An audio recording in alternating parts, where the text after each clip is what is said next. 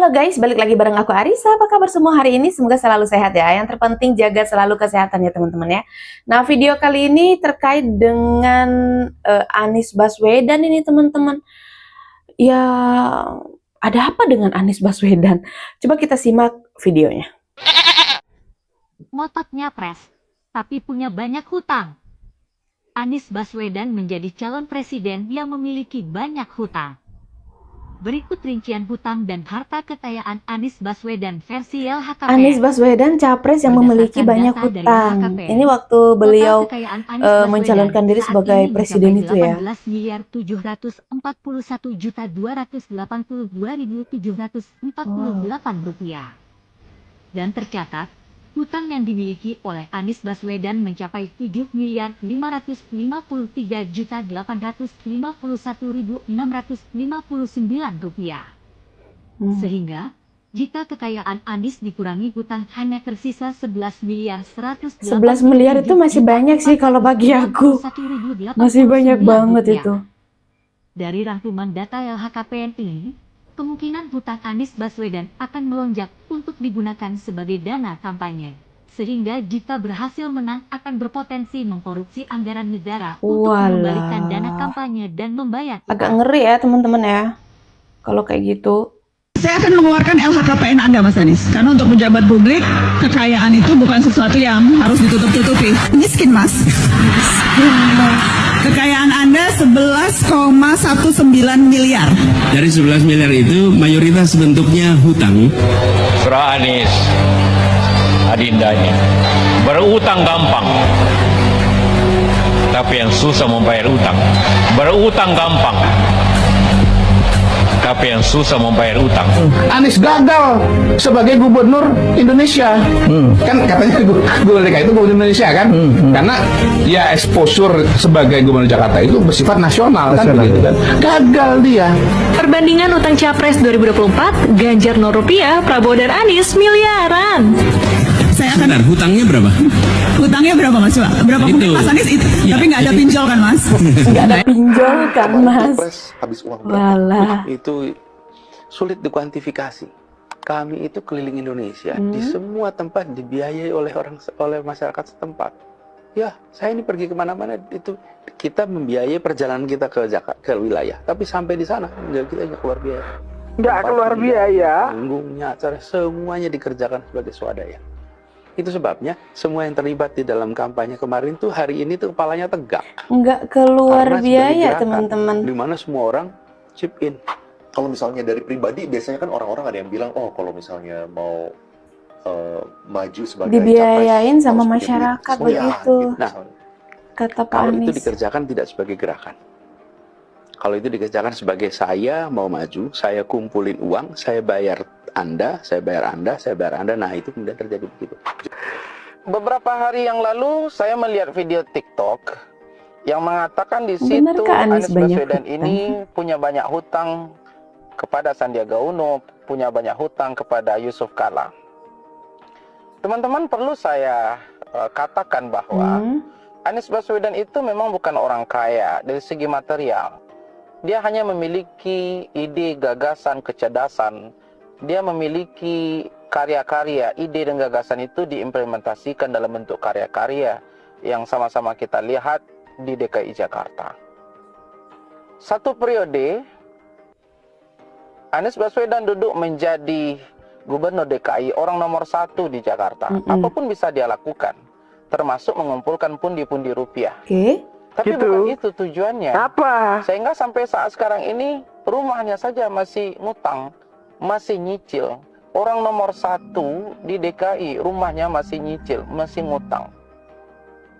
Nah, ketika teman-teman mengatakan Anies Baswedan itu punya hutang kepada Sandiaga Uno, kepada Yusuf Kala, ketahuilah bahwa perjanjian politik Anies itu berbeda dibanding dengan Perjanjian politiknya berbeda, Karena teman-teman. Anies Baswedan itu bukan dia yang ingin mencalonkan dirinya.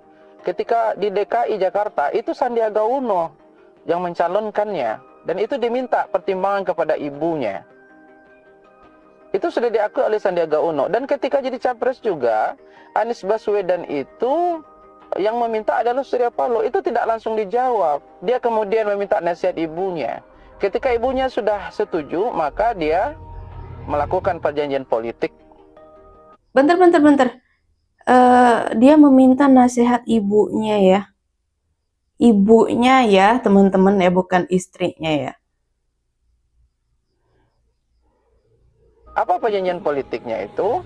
Apabila dia terpilih, maka hutang-hutangnya lunas. Tapi apabila dia tidak terpilih nanti, maka dia punya kewajiban untuk membayar segala hutang-hutang. Seperti Konsekuensinya adalah Anies itu pasti bekerja sungguh-sungguh untuk menang. Maka kita lihat sampai saat sekarang ini ke daerah, dia menjelajahi segala pelosok daerah, memulai dari surveinya yang paling rendah sekarang mulai menanjak naik. Itu yang ada pada Anies Baswedan, karena dia tidak ada uang untuk membayar orang lain. Udah capek, utang banyak, nggak menang, dimaki-maki. Ya.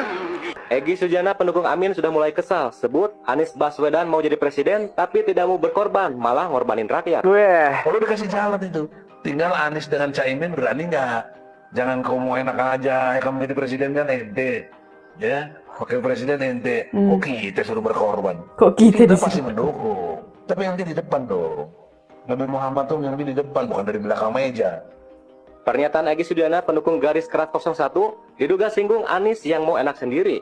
Para pendukung rela tidak bekerja demi ikut demo panas-panasan di bulan Ramadan, bahkan ada yang batal puasa, gak kuat nahan lapar dan haus demi bela Anies agar jadi presiden. Lalu apa mungkin yang disinggung 01 pelit ngeluarin dana untuk beli makan dan minum? Ngeluarin dana, teman-teman. Tapi bagaimana nih menurut Ya kalian? gimana, tadi kan banyak hutangnya, Bang. Yang diwawancarai di podcast gitu, yang bilang bahwa contohnya nih, ini mempermalukan Anies kalau menurut saya, Bang. Bahwa Anies itu diperlukan oleh PBB, bakal diminta menjadi sekjen PBB, dan dia nggak level lah kalau cuma sekedar presiden gitu kan. Kemudian bilang juga bahwa Anies itu dibutuhkan oleh dunia karena untuk mengamankan perang dunia ketiga. Itu kan hal-hal yang bodoh menurut saya.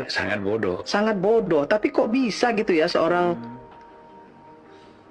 misalnya seorang Bambang Wijoyanto gitu mewawancarai orang itu, kemudian bicara seperti itu tuh gimana gitu. Ya itu. Refli Harun juga ikut-ikutan mewawancarai misalnya kan untuk hal-hal yang begitu. Menurut saya kan Refli ini anak muda yang harusnya ya, menurut saya nih, karena saya kenal baik dengan beliau, menurut saya ini anak sebenarnya dibutuhkan oleh negara ini gitu, untuk membangun negara ini dengan kecerdasannya. Dia kan profesor, Bang. Masih muda. Gitu ya. Tapi katanya belum profesor. Oh, saya nggak tahu. Saya suka disebut profesor. Oh, saya nggak tahu. Katanya belum. Oh, belum ya, Bang ya. Saya kira sorry. Minta ini. Saya kira untuk seorang Refli gitu ya. Iya, kakak sorry ya. Kira Indonesia butuh beliau lah gitu ya. Dia untuk bisa ikut membangun bangsa ini ke depan. Jangan justru terbawa-bawa dengan orang-orang yang seperti ini. Saya sih sangat menyayangkan gitu. Karena saya tahu lah Refli Bukan karena efisiensi ya? Bukan karena efisiensi. Iya nih, di efisiensi biar nggak ada celah buat kalian untuk bikin kayak gini, rongsokan di ibu kota ya dengan harga setengah M. Orang kalau udah hatinya busuk ya itu udah jadi penyakit hati, itu susah dihilangin. Iya, memang benar di efisiensi nih ya.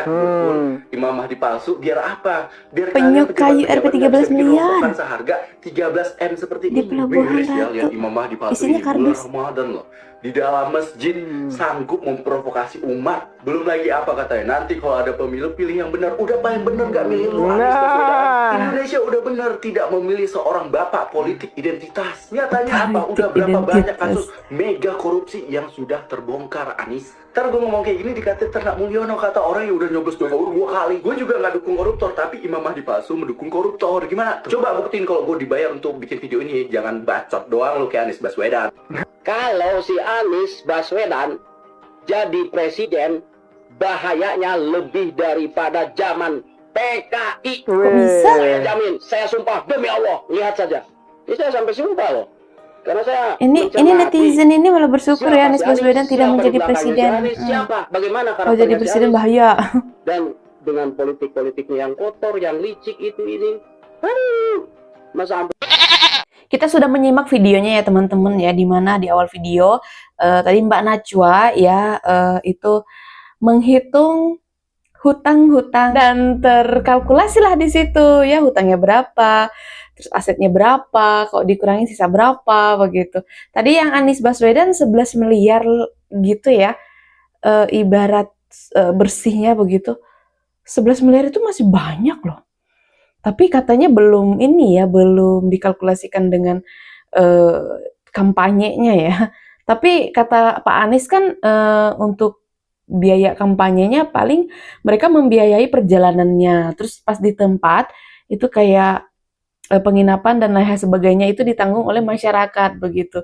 Jadi masyarakat itu begitu cinta ya sama Pak Anies Baswedan ya. Pantas saja kemarin waktu pemilu ketika Pak Anies itu tidak menang ya, masyarakat itu turun ke jalan, bahkan memaksa banget gitulah untuk Pak Anies ini menjadi presiden gitu, supaya Pak Anies ini memenangkan pemilunya begitu ya. Bahkan mereka mengatakan bahwa 02 itu curang ya. Aduh, saking pengennya Pak Anies ini menjadi presiden. Terus kata Bu Irma tadi ya, Dr. Tifa itu mempermalukan Anies Baswedan yang katanya dibutuhkan oleh PBB, bahkan dijadikan sekjen PBB, terus dibutuhkan di ancaman perang dunia gitu ya, menunggu Anies Baswedan gitu, internasional itu membutuhkan Anies Baswedan, kalau menjadi presiden itu terlalu kecil, itu benar-benar mempermalukan Anies Baswedan begitu kata Bu Irma ya. Aduh, sebegitu cinta dan sebegitu diidolakan begitu ya Pak Anies Baswedan ini oleh Dr. Tifa CS dan pendukung-pendukungnya ya, yang demo kemarin itu yang waktu pemilu ya kita lihat. Oke, kalau menurut kalian gimana nih teman-teman tentang video yang barusan kita simak? Coba ketik-ketik di kolom komentar. Aku juga ucapin terima kasih banyak buat teman-teman yang sudah setia bersama Arisa Sebastia, selalu ngikutin aku. Kayaknya sekian dulu video dari aku. Sampai jumpa di video selanjutnya. Bye!